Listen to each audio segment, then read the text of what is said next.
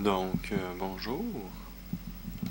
Aujourd'hui, dans cette vidéo des trouvailles du Canidé, j'ai fait une très bonne chasse. Ça faisait longtemps que j'avais pas trouvé d'aussi bonnes choses. Donc, on va commencer. Donc, j'ai ici trouvé un lecteur CD-ROM tout à fait banal de chez TIAC, donc pour portable. Donc, ça fait un beau petit lecteur en réserve pour un portable de la fin ou début, la fin des années 90 ou début 2000. J'ai trouvé un autre disque dur de 20 GB de chez Western Digital, 30 septembre 2001. Un autre disque dur, celui-ci, un Seagate de 40 gigaoctets, fabriqué en 2007. Il semblerait, c'est assez vieux pour le disque dur est assez bas en gigs pour un disque dur de 2007, surtout qu'il est en IDE. Je viens de me rendre compte que j'ai oublié d'autres disques durs, donc je fais pause, puis je les fais apparaître comme par magie, je reviens. Donc voilà les autres disques durs que j'ai trouvés. Donc, un autre Seagate de 20 gigaoctets de 2002, toujours des bons petits disques. Ici, un autre Seagate, celui-ci de 100 gigaoctets. Donc ça, pour Windows XP, ça ferait un bon petit disque dur. Ici, deux Maxtor Fireball 3 de 40 gigaoctets. J'allais dire gigahertz, mais non, c'est pas la bonne mesure. Et on garde le meilleur pour la fin dans les disques durs. Ça faisait longtemps que je n'avais pas trouvé un disque dur comme ça. Il s'agit d'un Quantum Fireball EX de 6,4 gigaoctets.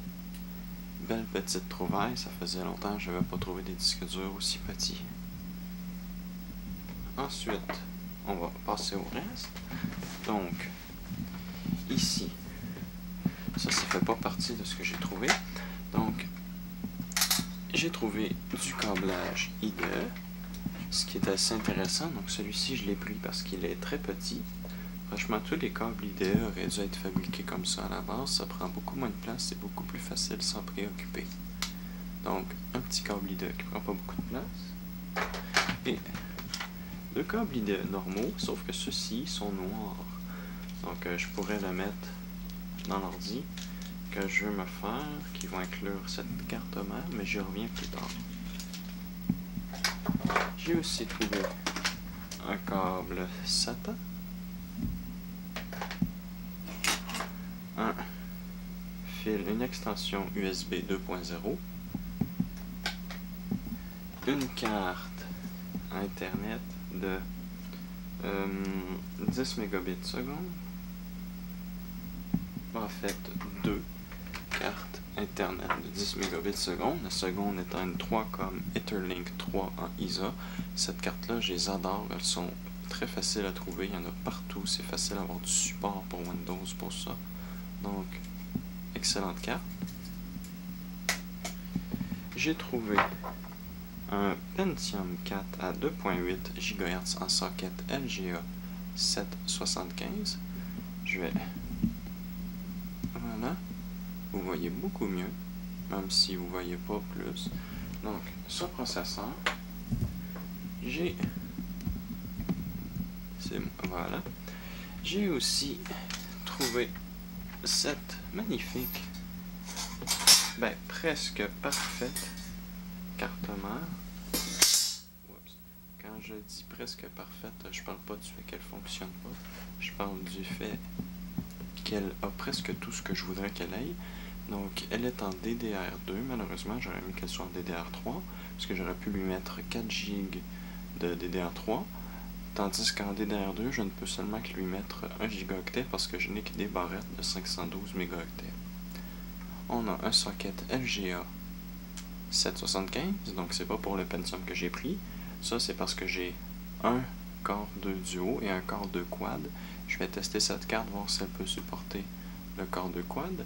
Si elle le peut, ça va faire mon ordinateur de secours. avec du PCI Express 16X et le SATA et tout. Donc ça va faire une belle petite machine de secours au cas où la mienne rendrait l'âme. J'ai aussi, pour rester dans là-dedans, j'ai trouvé un ventilateur spécifiquement pour... En tout cas, je crois. J'ai même pas encore vérifié si ça correspondait. Oui, c'est le bon radiateur. Donc, pour ce socket, j'ai trouvé une belle petite carte graphique. Il n'est pas écrit ATI, mais je sais pas si c'est à l'époque où AMD appelait encore ATI ou s'ils ont changé pour AMD, mais je vais dire une ATI Radeon HD 2600 Pro avec 256 mégaoctets de DDR3 pour la mémoire. Donc ça va faire une belle petite carte quand je l'aurai nettoyée et quand je l'aurai testée, bien entendu. Et les deux derniers morceaux, j'ai encore pris un clavier comme ça. Pourquoi? Parce que l'autre que j'ai pris, le rouge, ne fonctionnait pas. Les touches à côté de l'entrée ne fonctionnaient pas. Donc voilà, celui-ci je l'ai testé, il fonctionne, toutes les touches fonctionnent. Et juste parce que je peux, j'ai pris celui-ci, le modèle noir. Et la corde est beaucoup plus longue sur le modèle noir. Donc voilà, celui-ci je l'utiliserai probablement plus. Donc voilà, c'est tout pour cette vidéo des trouvailles du Canidé. Merci d'avoir écouté et à la prochaine.